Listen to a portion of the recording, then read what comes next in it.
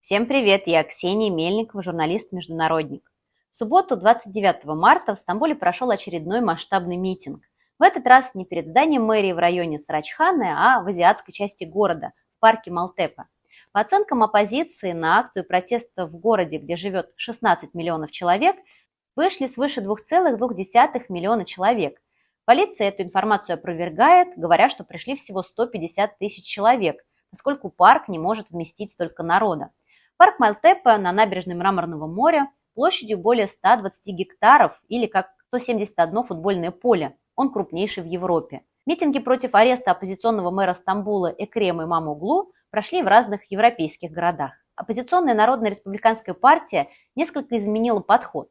Если раньше масштабные акции протеста в Стамбуле и других крупных городах Турции проходили каждый день, то теперь оппозиция решила устраивать митинги в одной из 81 провинций по выходным и каждую среду в Стамбуле, в новом районе.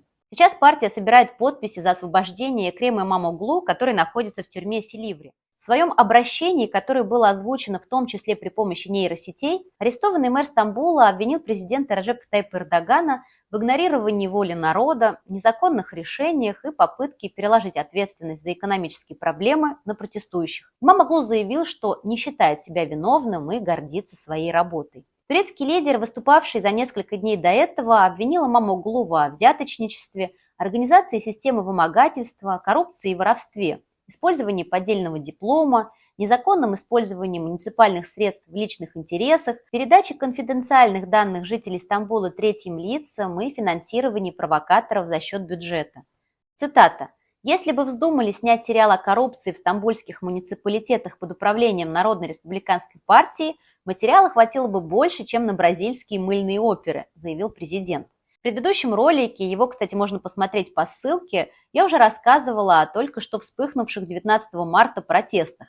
Давайте посмотрим, что понятно уже сейчас, подведем определенные итоги и постараемся проанализировать, что означают эти протесты в Турции и к чему они могут привести.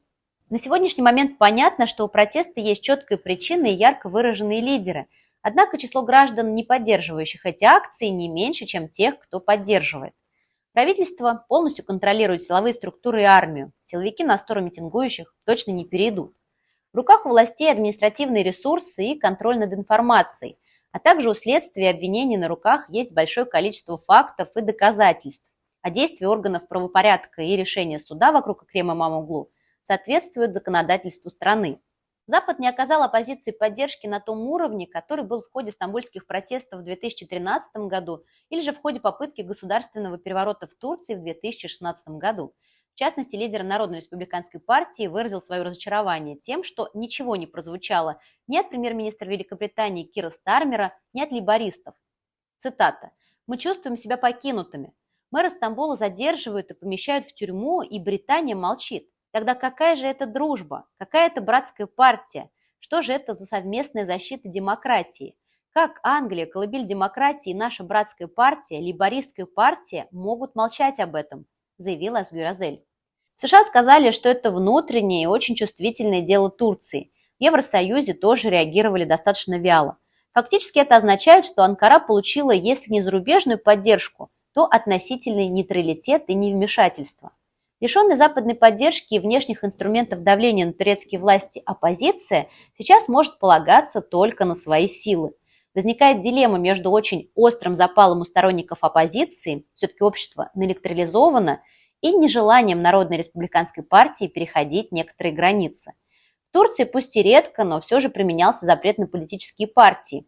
Нынешняя внутриполитическая борьба и противостояние – это эпизод подготовки к выборам президента в 2028 году. Митинги – это элемент борьбы оппозиции в противостоянии с властью. Шансы на то, что с Имамоглу снимут обвинения, освободят его и допустят к выборам, небольшие.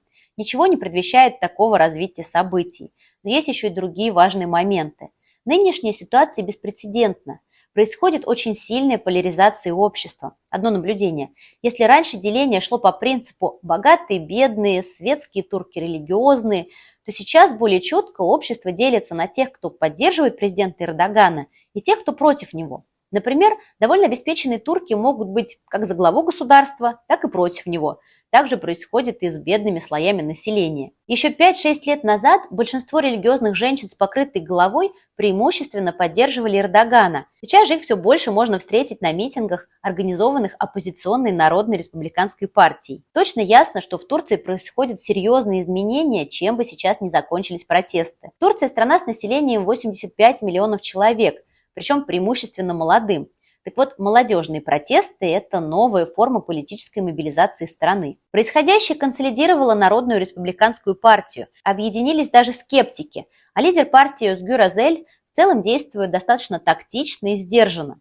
В партии считают, что оппоненты предоставили им шанс, который надо использовать. Но дальше будет только сложнее. Надо понимать, что эта волна протеста исходит не столько от партии, она не столько опирается на партийную лояльность. Это другое движение, горизонтальное, эмоционально заряженная, реакция на экономическую обстановку в стране, социальное давление и непосредственно на арест мэра Стамбула Экрем Имамоглу, а также выражение солидарности с политиком. Как я уже говорила, в Турции преимущественно молодое население. Так вот, молодежь, которая вышла на улицы, это так называемые пессимисты мегаполиса. Они не верят, что жизнь в Турции улучшится. Именно они становятся новой политической силой, независимой от традиционных структур. Еще один момент по поводу Народной республиканской партии и доверия населения к ней. 15 миллионов человек отдали свои голоса за Экрема Имамоглу в символических урнах солидарности. Так вот, не стоит это воспринимать как исключительно доверие к кемалистской партии. Это сигнал о том, что общество хочет участвовать в политике. Это не столько инвестиции в конкретную партию, это скорее аванс. В Народной республиканской партии не должны воспринимать это как поддержку со стороны молодежи и их конкретной партии. Поколение молодых людей, которые вышли на улицы, выросло, когда Раджеп Тайип Эрдоган вначале был премьер-министром, а потом президентом. Оно не знает другой власти, не застало ее. И сейчас стремится не через партии, а через улицу создать свою форму коллективного действия. Хотели бы этого турецкие власти или нет, эти молодые люди уже сегодня формируют повестку. Их радикальное неприятие будущего в нынешних координатах превращают их в политическую силу. Они просят не представительства своих интересов, а требуют другого порядка. Если вы меня спросите, повлияют ли протесты на ситуацию в Турции сейчас, я скорее отвечу нет. Президент Раджеп Тайип Эрдоган контролирует ситуацию, пользуется поддержкой как внутри страны, так и за ее пределами. Его власти ничто не угрожает. Но если вы спросите меня о долгосрочной перспективе, то я отвечу да. Эти протесты окажут большое влияние на политическую жизнь Турции в будущем. Сейчас происходит один из важнейших общественно-политических сдвигов в жизни страны.